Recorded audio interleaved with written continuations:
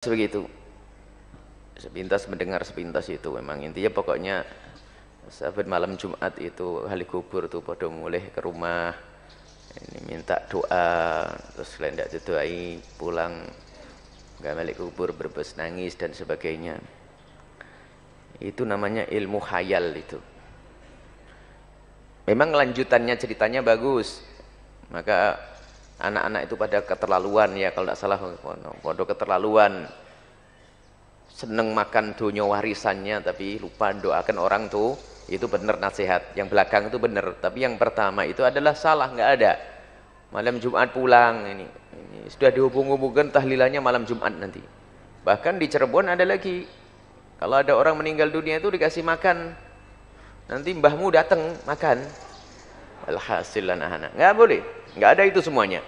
Itu adalah lagu yang tidak boleh diperdengarkan karena apa? Bertentangan. Tidak ada.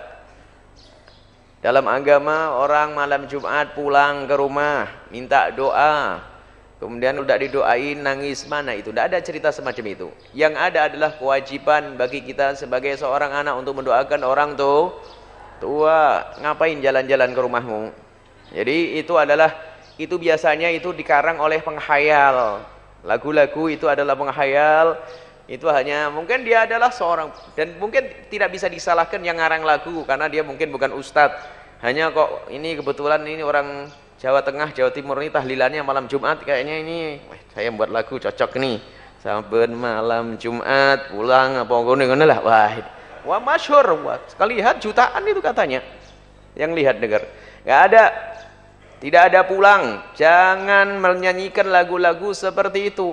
Maksudnya benar beri nasihat, tapi isinya adalah keyakinan yang salah. Itu pasti ada hubungannya juga dengan keyakinan di masyarakat. Kalau ada orang jalan-jalan roh gentayangan, belum lagi macam-macam itu, ya nggak ada. Itu lagu tidak dibenarkan dan itu adalah maknanya salah, bertentangan dengan petunjuk baginda Nabi Muhammad SAW. Orang kalau sudah meninggal dunia, dia punya urusan sendiri, minta doa itu waktu hidup, dan petunjuk dari Nabi, orang tuamu peturi doakan, nggak perlu orang mati yang datang pada nak doain aku, nggak ada. Hidup itu namanya bukan mati. Baik, ini nggak boleh yang seperti itu. Ada keyakinan-keyakinan yang salah di masyarakat. Itu sebetulnya dari mulut ke mulut, bukan diambil dari mulut para ulama, bukan diambil dari buku-buku terpercaya. Itu hanya hayalan-hayalan pendongeng kemudian diambil oleh seseorang. Kalau ada ustadz yang seperti itu ya dimaafkan saja, mungkin ustadz yang waktu itu sibuk ngeliwat, dia nggak dengar. Kalau itu kata ustadznya ini nggak benar cerita ini, cuman dia nggak benernya nggak dengar, cuman ceritanya yang didengar, ceritanya yang diambil. Jadi masalah ini banyak santri begitu. Makanya kalau belajar jangan tidur santri. Belajar tidur potongan belakangnya diambil, depannya enggak. Jadilah begitu. Saben malam Jumat, enggak tahu lagunya sayang. Coba bisa lagunya. Nah, pokoknya begitu ya. Enggak ada itu. Itu adalah bertentangan dengan keyakinan yang diajarkan baginda Nabi sallallahu alaihi wasallam. Dalam kitab Ar-Ruh karya Syekh Ibnu Qayyim Al-Jauziyah, murid Ibnu Taimiyah. Ini ulama kebanggaan orang-orang Salafi Wahabi padahal. Tapi orang-orang Salafi Wahabi banyak mengingkari isinya. Termasuk qiraatil Quran untuk ahli kubur, untuk orang yang telah meninggal. Bacaan Quran di samping kubur juga. Imam Asy-Syafi'i menyatakan sampai dan bermanfaatnya bacaan Al-Quran untuk orang yang telah meninggal. Ada di dalam kitab Ar-Ruh karya Syekh Ibnu Qayyim Al-Jauziyah, murid Ibnu Taimiyah. Ini ulama yang sangat dibanggakan oleh orang-orang Salafi Wahabi, tapi orang Salafi Wahabi ingkar dengan itu semua. Aneh kan? Nah, saya pakai kitab ini sekarang.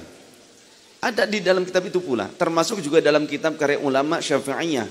Ulama Syafi'iyah yang bernama Imam Jalaluddin As-Suyuti, yang hidup di kurun 900-an Hijriyah. Nama kitabnya Syarhus Sudur fi Ahwalil Maut wal Qubur. Kemudian di dalam Tadhkirah Imam Al-Qurtubi. Ada dalam kitab-kitab tersebut mengutip ayat Al-Quran yang menjelaskan bahwa Allah menggenggam ruh orang yang meninggal dan Allah mengembalikan ruh orang yang sedang tertidur ke dalam jasadnya.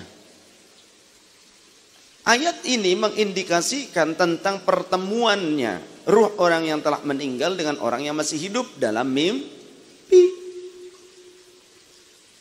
Maka begitu pula bermimpi dengan Rasulullah.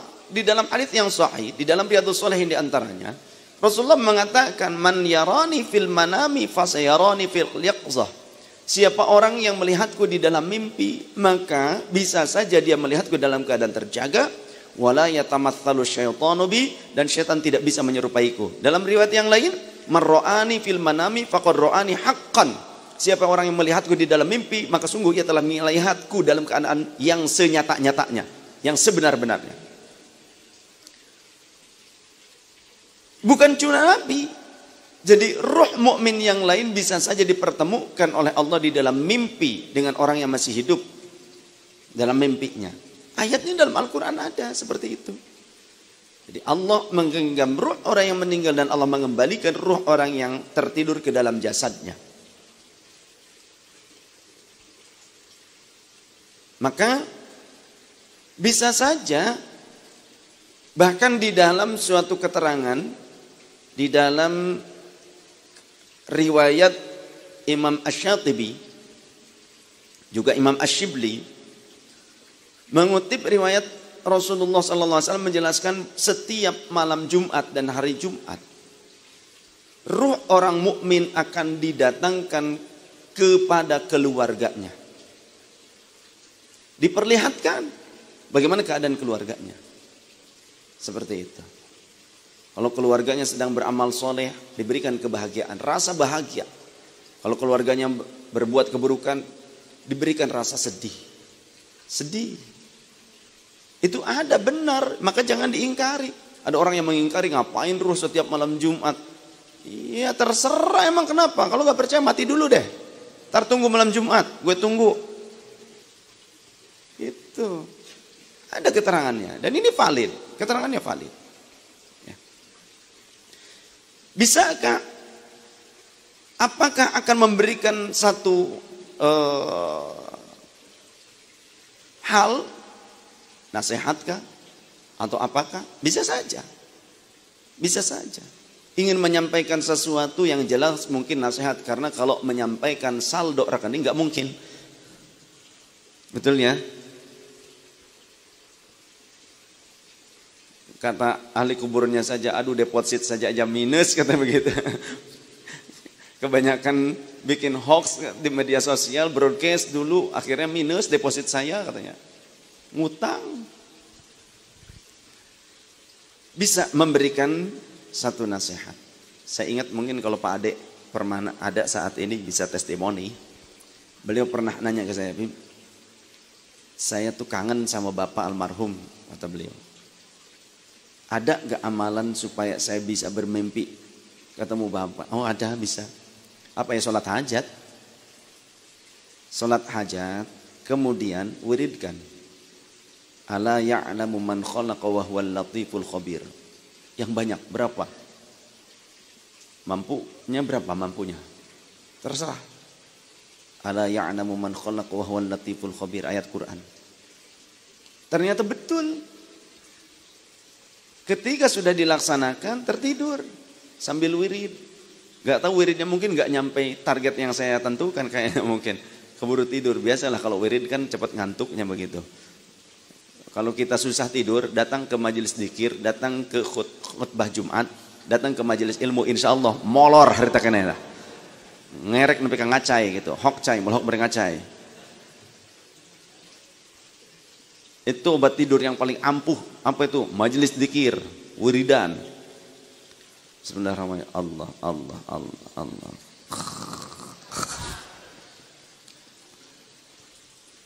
Allah. Target 1.500 sudah dapat cepat sekali. Mimpi. Betul ternyata.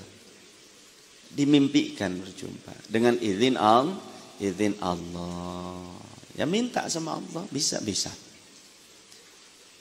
Atau mungkin pada saat itu ahli kubur rindu dengan doa-doa dari kita. Ahli kubur rindu dengan bacaan Al-Quran dari kita yang dihadiahkan kepada mereka. Ahli kubur mungkin rindu dengan sodakoh-sodakoh yang ingin dihadiahkan untuk mereka. Sampaikan sodakoh dari orang yang hidup untuk orang yang telah meninggal. Sampai Buktinya dalam hadis yang sahih, ja'a rajulun ila Nabi sallallahu alaihi wasallam, dalam seorang laki-laki kepada baginda Nabi, faqala, ia berkata, ya Rasulullah, inna ummi qad uftulitat nafsuha, sungguhnya ibuku telah wafat. Apa yang fu'awa in tasaddaqtu anha, apakah bermanfaat jika aku bersedekah atas nama almarhumah ibuku? Faqala, baginda Rasul menjawab, na'am, ya bermanfaat. Fa inna li makhrafan, aku punya sebidang kebun ya Rasulullah. Fa ushiduka anni qad tasaddaqtu anha, aku saksikan, persaksikan ya Rasulullah. Tolong saksikan saat ini pula kebunku aku sedekahkan atas nama almarhumah ibuku.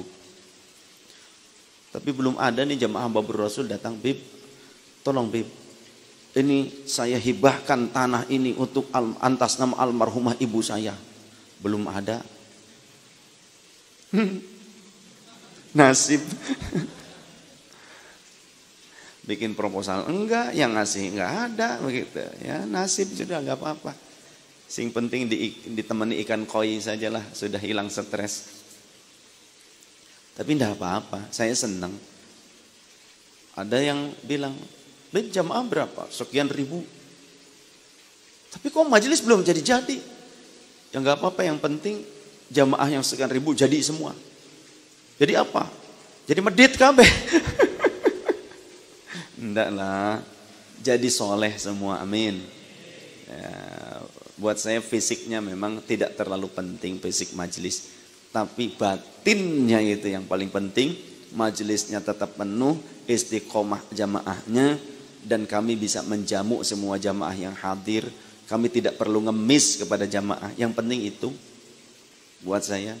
Yang penting saya tidak ngemis sama jamaah. Minta dong, saya ini lagi benerin nih, joglo belum selesai, lagi bikin plafon apa. Nggak perlu saya begitu. Cukup kalian saja yang ngerti sendiri.